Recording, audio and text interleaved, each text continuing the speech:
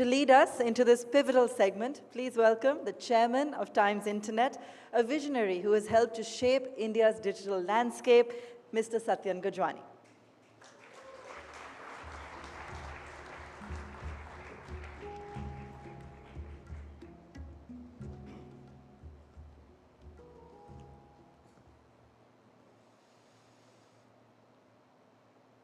Honorable Prime Minister Narendra Modi ji, distinguished guests, ladies and gentlemen, what a time to be gathering here in Delhi for the second edition of the Economic Times World Leaders Forum. If we sit here in silence and listen deeply, we might just be able to hear the great wheels of historic global alignments turning. Long-held assumptions and friendships all deserve careful reevaluation. The lessons for countries around the world from the events of the last few months is perhaps one that Prime Minister Modi has been championing for years now: Atmanirbharta, or self-reliance. It's now clearer than ever that global cooperation must go hand in hand with national aspiration and assertion. One cannot come at the cost of another. And today, I'm so glad that we are with the one world leader who has refused to bow in the face of opportunistic tactics and arm twisting, even as far too many leaders around the world have chosen to play ball, even at the cost of national pride. Exactly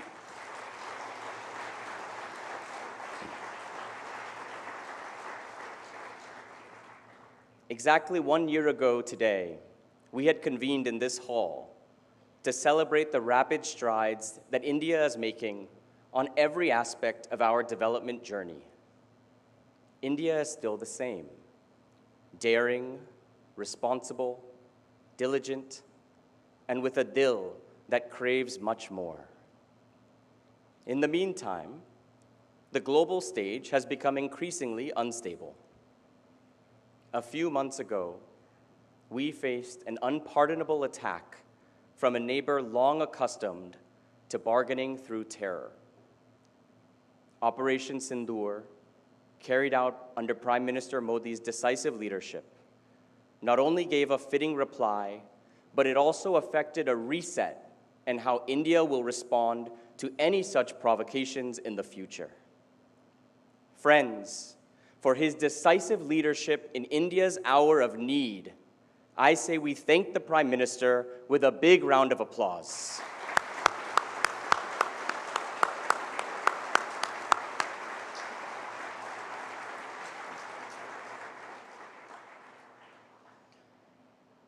We are also witnessing highly disruptive policy moves from those once deemed the global guarantors of stability.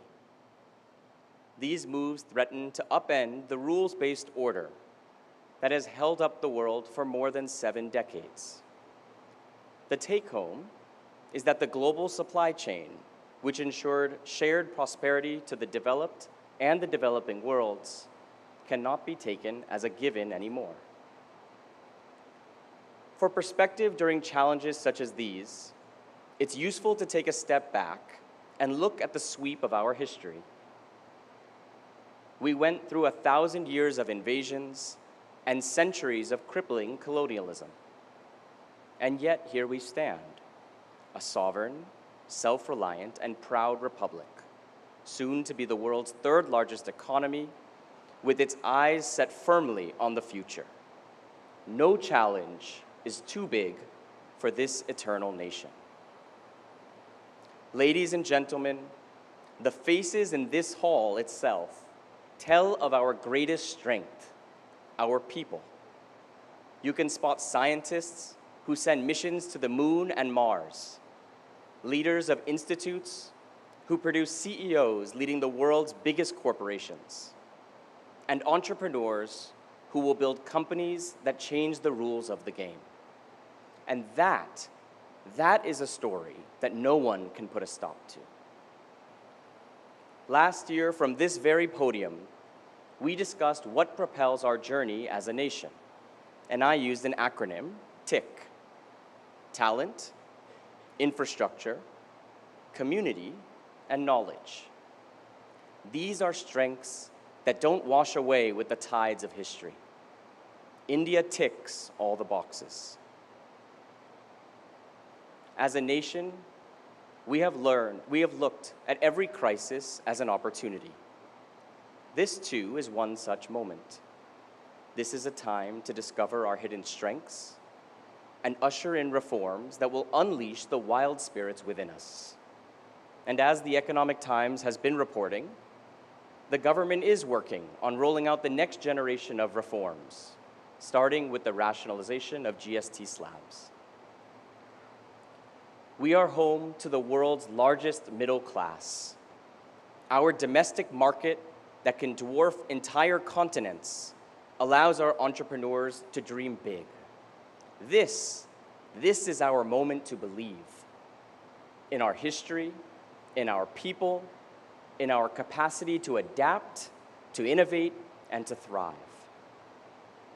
I am sure that the captain of this Indian ship, Prime Minister Modi, will share details of the course that he has charted to navigate these troubled waters. And like all of you, I am looking forward to his words. Prime Minister Modi, sir, we welcome you and we thank you so much for being with us here today. I now would like to request Prime Minister Modi ji to please come on stage and address the gathering. Jai Hind.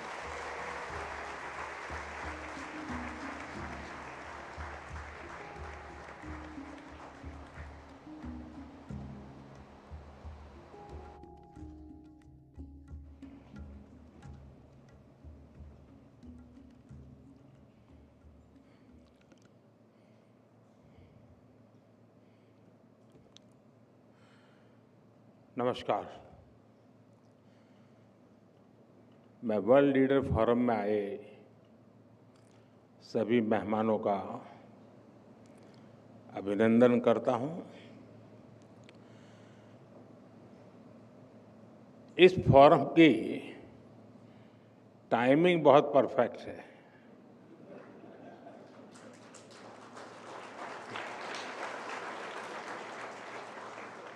और इसलिए मैं आपकी सराहना करता हूं। अभी पिछले हफ्ते ही लाल किले से मैंने नेक्स्ट जनरेशन रिफॉर्म्स की बात कही है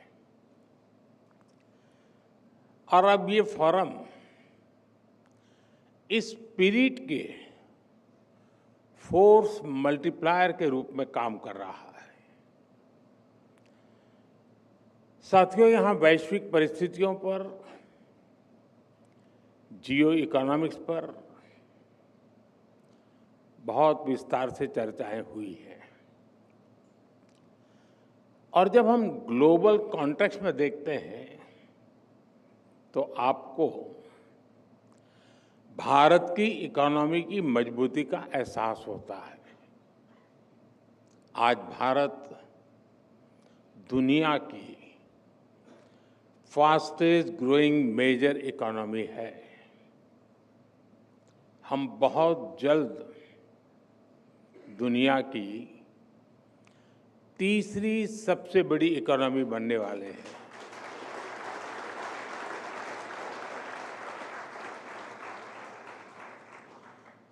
एक्सपर्ट कह रहे हैं कि दुनिया की ग्रोथ में भारत का कंट्रीब्यूशन बहुत जल्द करीब 20% होने जा रहा है।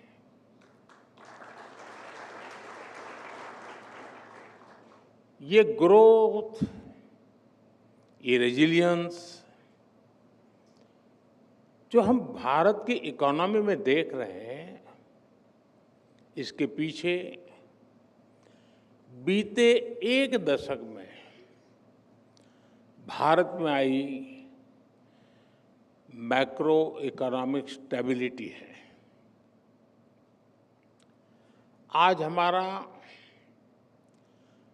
फिस्कल डेफिसिट घटकर 4.4% तक पहुंचने का अनुमान है। और ये तब है जब हमने कोविड का इतना बड़ा संकट झेला है। आज हमारी कंपनियां कैपिटल मार्केट से रिकॉर्ड फंड्स जुटा रही हैं। आज हमारे बैंक्स पहले से कहीं ज्यादा मजबूत है। इन्फ्लेशन बहुत लो है, इंटरेस्ट रेट्स कम है। आज हमारा करंट अकाउंट डेफिसिट कंट्रोल में है। फॉरेक्स रिजर्व भी बहुत मजबूत है। इतना ही नहीं, हर महीने लाखों डोमेस्टिक इन्वेस्टर्स एसआईपीज के जरिए हजारों करोड़ रुपए मार्केट में लगा रहे हैं।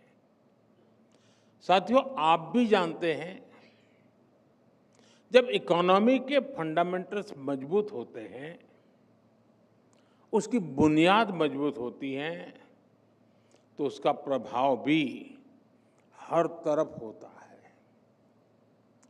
मैंने अभी 15 अगस्त को ही इस बारे में विस्तार से चर्चा की है। मैं उन बातों को नहीं दोहराऊंगा, लेकिन 15 अगस्त के आसपास और उसके बाद एक हफ्ते में जो कुछ हुआ है, वो अपने आप में भारत की ग्रोथ स्टोरी का शानदार उदाहरण है। साथियों, अभी लेटेस्ट आंकड़ा आया है कि अकेले जून महीने में, यानी मैं एक महीने की बात करता हूं, अकेले जून के महीने में ईपीएफओ डेटा में 22 लाख फॉर्मल जॉब जुड़ी है। और ये संख्या अब तक के किसी भी महीने से ज्यादा है।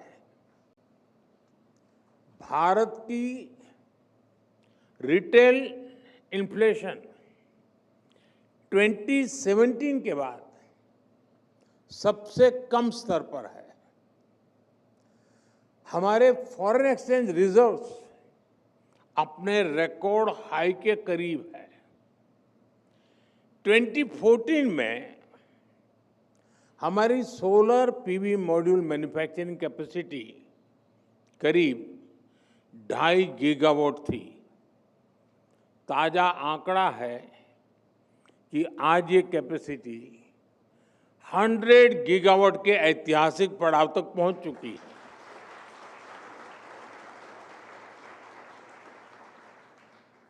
दिल्ली का हमारा एयरपोर्ट भी ग्लोबल एयरपोर्ट्स के एलिट 100 मिलियन प्लस क्लब में पहुंच गया है। आज इस एयरपोर्ट की annual passenger handling capacity 100 million plus की है। दुनिया के सिर्फ 6 एयरपोर्ट्स इस एक्सक्लूसिव ग्रुप का हिस्सा है। साथियों, बीते दिनों एक और खबर चर्चा में रही है। S&P ग्लोबल रेटिंग ने भारत की क्रेडिट रेटिंग अपग्रेड की है और ऐसा करीब 2 दशकों के बाद हुआ है। यानी भारत अपनी रेजिलियंस और स्ट्रेंथ से बाकी दुनिया की उम्मीद बना हुआ है। साथियों, आम बोलचाल में एक लाइन हम बार बार सुनते आए हैं, कभी हम भी बोलते हैं, कभी हम भी सुनते हैं, और कहा जाता है मिसिंग द बस। यानी कोई अवसर आए और वो निकल जाए। हमारे देश में पहले की सरकारों ने टेक्नोलॉजी और इंडस्ट्री के अवसरों की कई ऐसी बसेस छोड़ी हैं। मैं आज किसी की आलोचना के इरादे से यहां नहीं आया हूं, लेकिन लोकतंत्र में कई बार तुलनात्मक बात करने से स्थिति और स्पष्ट होती है। साथियों, पहले की सरकारों ने देश को वोट बैंक की राजनीति में उलझा कर रखा। उनकी सोच चुनाव से आगे सोचने की ही नहीं थी। वो सोचते थे जो कटिंग एज टेक्नोलॉजी है वो बनाने का काम विकसित देशों का है। हमें कभी जरूरत होगी तो वहां से इंपोर्ट करेंगे। यही वजह थी कि सालों तक हमारे देश को दुनिया के बहुत से देशों से पीछे रहना पड़ा। हम बस मिस करते रहे। मैं कुछ उदाहरण बताता हूं। जैसे हमारा कम्युनिकेशन सेक्टर है। जब दुनिया में इंटरनेट का दौर शुरू हुआ तो उस वक्त की सरकार असमंज में से थी। फिर 2G का दौर आया तो क्या क्या हुआ ये हम सब ने देखा है। हमने वो बस मिस कर दी। हम 2G, 3G और 4G के लिए भी विदेशों पर निर्भर रहे। आखिर कब तक ऐसा चलता रहा? इसलिए 2014 के बाद भारत ने अपनी अप्रोच बदली। भारत ने तय कर लिया कि हम कोई भी बस छोड़ेंगे नहीं, बल्कि ड्राइविंग सीट पर बैठकर आगे बढ़ेंगे।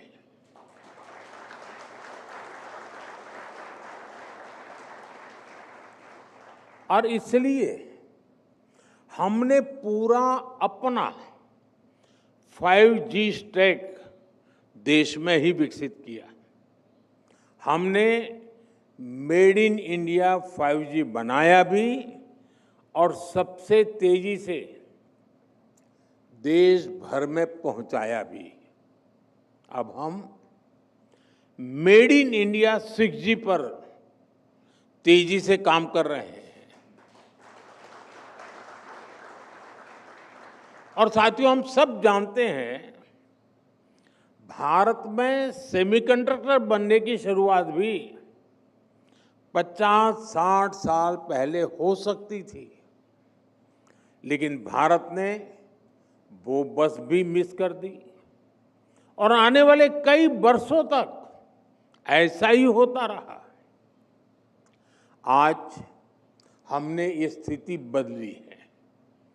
भारत में सेमीकंडक्टर से जुड़ी फैक्ट्रियां लगनी शुरू हो चुकी है।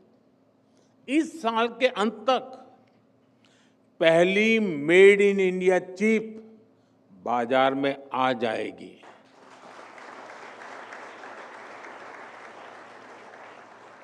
साथियों, आज नेशनल स्पेस डे भी है। मैं आप सभी को नेशनल स्पेस डे की शुभकामनाएं और उसके साथ ही इस सेक्टर की भी बात करूंगा। 2014 से पहले स्पेस मिशंस भी सीमित होते थे और उनका दायरा भी सीमित था।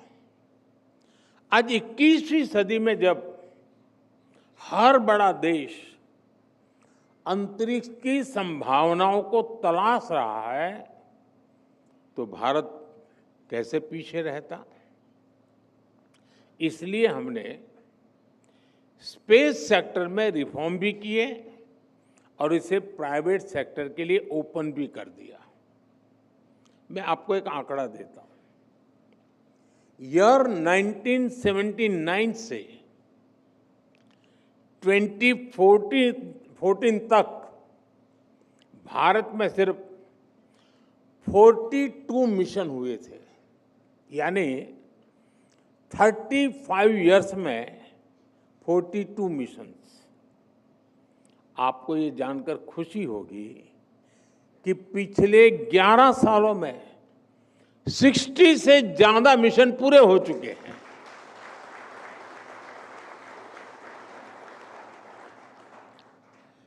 आने वाले समय में कई सारे मिशन लाइन अप है। इसी साल हमने स्पेस डॉकिंग का सामर्थ्य भी हासिल किया है। ये हमारे फ्यूचर के मिशंस के लिए बहुत बड़ी अचीवमेंट है।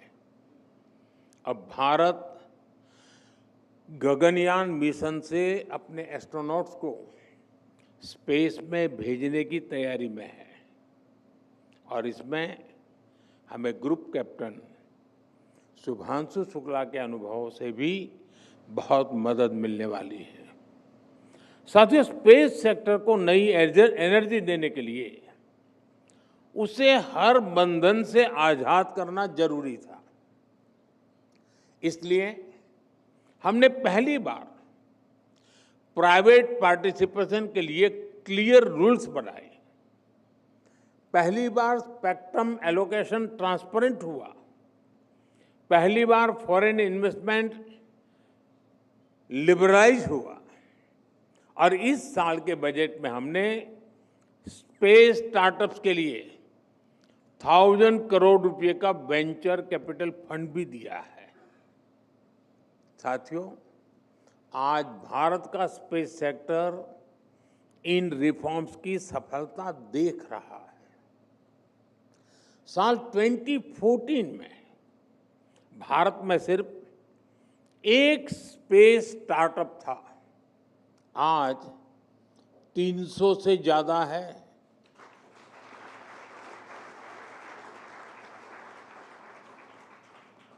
और वो समय भी दूर नहीं जब अंतरिक्ष में हमारा अपना स्पेस स्टेशन होगा। साथियों, हम इंक्रीमेंटल चेंज के लिए नहीं बल्कि क्वांटम जंप का लक्ष्य लेकर आगे बढ़ रहे हैं। और रिफॉर्म्स हमारे लिए न कंपल्सन है, न क्राइसिस ड्रिवन है, ये हमारा कमिटमेंट है, हमारा कन्विक्शन है।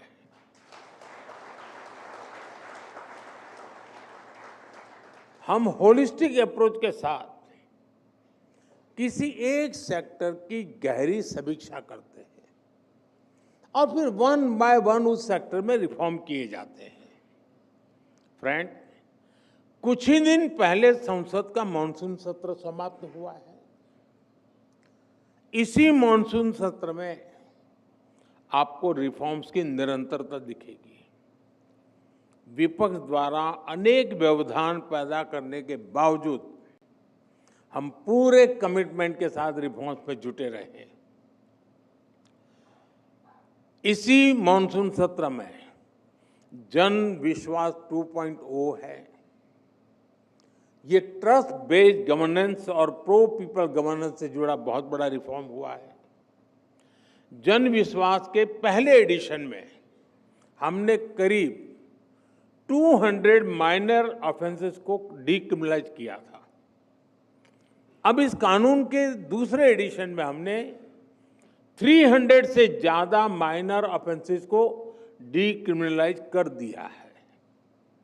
इसी सेशन में इनकम टैक्स कानून में भी रिफॉर्म किया गया है।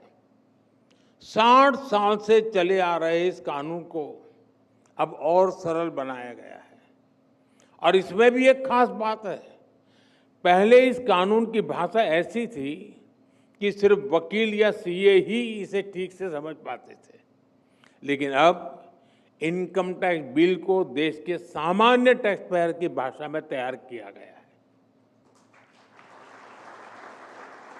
ये दिखाता है कि नागरिकों के हितों को लेकर हमारी सरकार कितनी संवेदनशील है।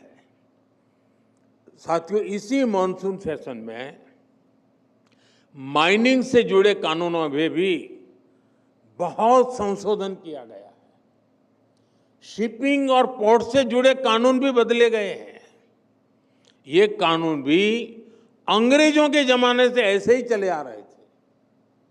अब जो सुधार हुए हैं वो भारत की ब्लू इकोनॉमी को, पोर्ट लेड डेवलपमेंट को बढ़ावा देंगे। इसी तरह स्पोर्ट्स सेक्टर में भी नए रिफॉर्म किए गए हैं। हम भारत को बड़े इवेंट्स के लिए तैयार कर रहे हैं। स्पोर्ट्स इकोनॉमी के पूरे इकोसिस्टम का निर्माण कर रहे हैं। इसलिए सरकार नई नेशनल स्पोर्ट्स पॉलिसी खेलो भारत नीति लेकर भी आई है। साथियों, जो लक्ष्य हासिल कर लिया उसी में संतुष्ट हो जाऊं, इतना करके बहुत हो गया, अब मोदी आराम कर लेगा, ये मेरे स्वभाव में नहीं है।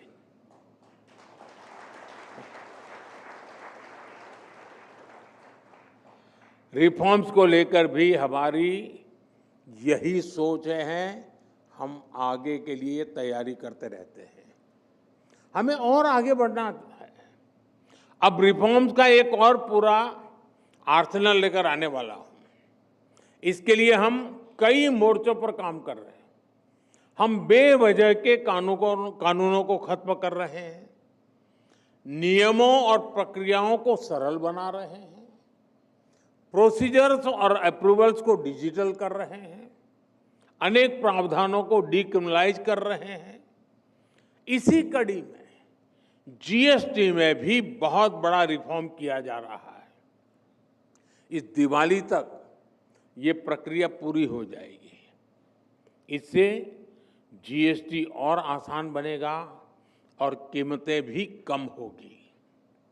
साथियों, नेक्स्ट जनरेशन रिफॉर्म्स के लिए इसके इस आर्सेनल से भारत में मैन्युफैक्चरिंग बढ़ेगी, मार्केट में डिमांड बढ़ेगी, इंडस्ट्री को नई एनर्जी मिलेगी, एम्प्लॉयमेंट के नए अवसर बनेंगे और ease of living, ease of doing business दोनों इंप्रूव होंगे। साथियों, आज भारत 2047 तक विकसित होने के लिए पूरी शक्ति से जुटा है और विकसित भारत का आधार आत्मनिर्भर भारत है। आत्मनिर्भर भारत को भी हमें 3 पैरामीटर्स पर देखने की जरूरत है।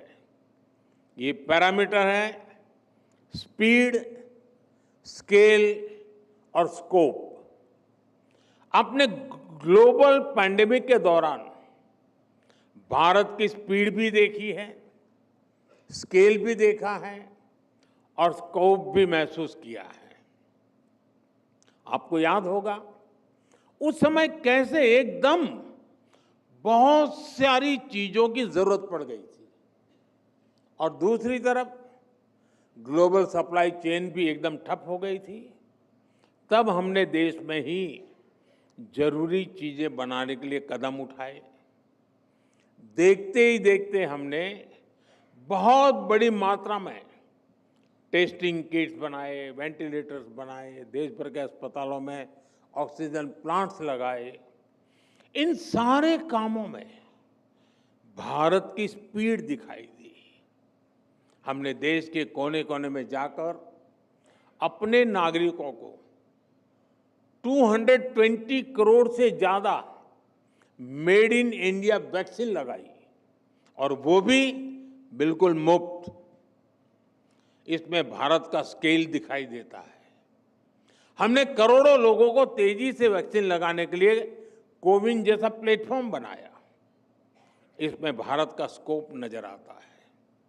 ये दुनिया का सबसे अनूठा सिस्टम था जिसके चलते रिकॉर्ड समय में हमने वैक्सीनेशन भी पूरा कर लिया।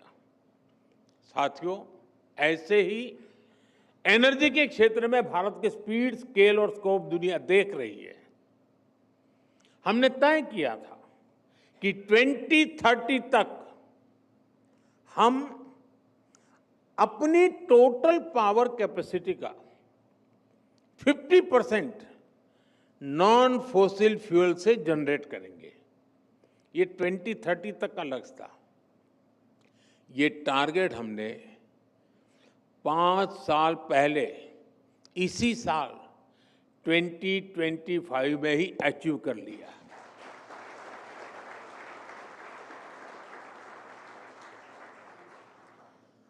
साथियों, पहले के समय जो नीतियां थी उसमें इंपोर्ट पर बहुत जोर रहा। लोगों के अपने फायदे थे, अपने खेल थे। लेकिन आज आत्मनिर्भर होता भारत एक्सपोर्ट में भी नए रिकॉर्ड बना रहा है। पिछले 1 साल में हमने 4 लाख करोड़ रुपए के एग्रीकल्चर प्रोडक्ट एक्सपोर्ट किए हैं। पिछले 1 साल में पूरी दुनिया में 800 करोड़ वैक्सीन डोज बनी है। इसमें 400 करोड़ भारत में ही बनी है। आजादी के 6.5 दशक में हमारा इलेक्ट्रॉनिक्स एक्सपोर्ट 35,000 करोड़ रुपए के आसपास पहुंच पाया था। आज ये करीब 3.25 लाख करोड़ रुपए तक पहुंच रहा है।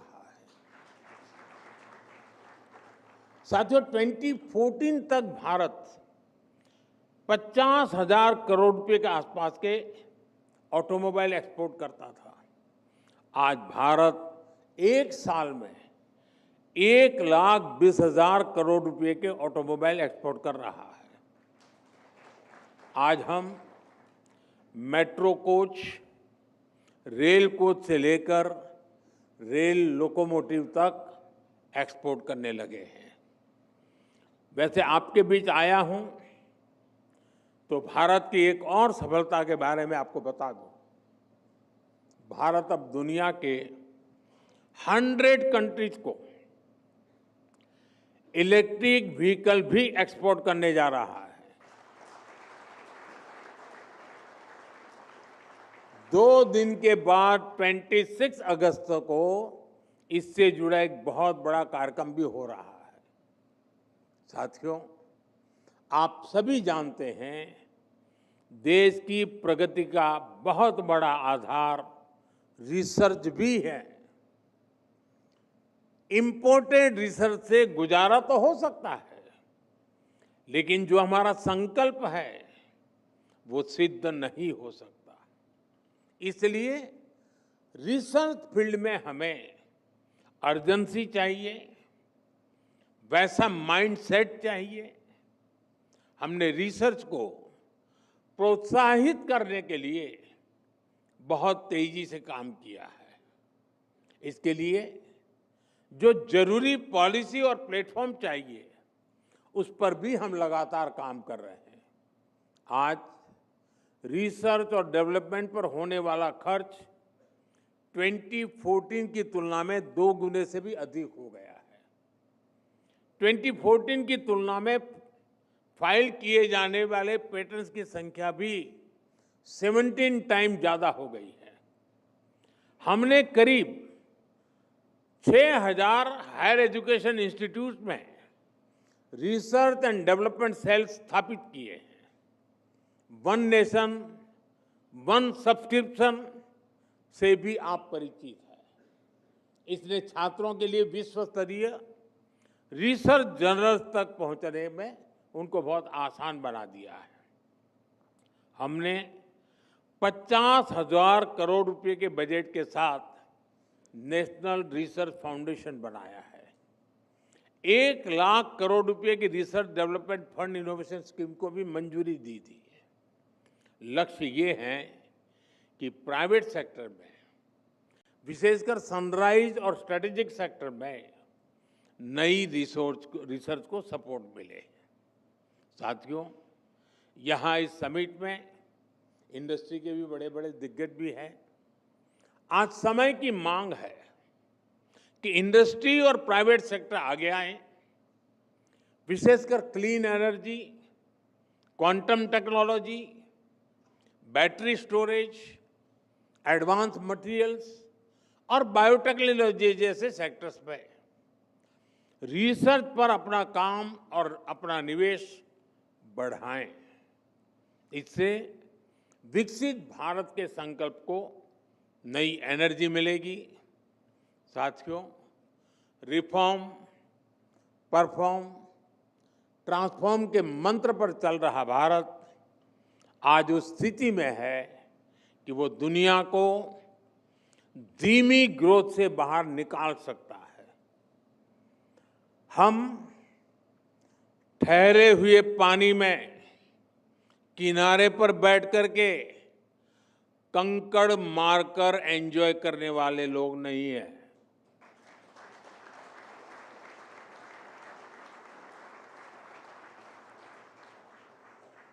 हम बहती तेज धारा को मोड़ने वाले लोग हैं।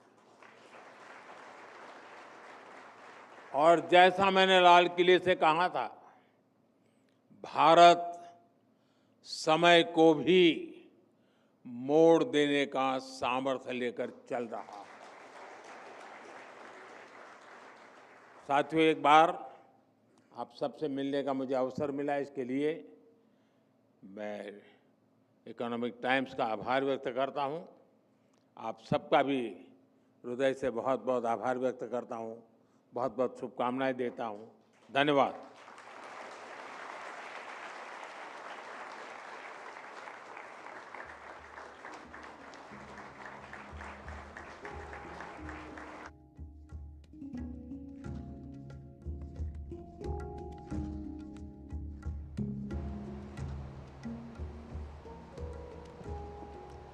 Thank you, Honorable Prime Minister, for your visionary and for your transformative words.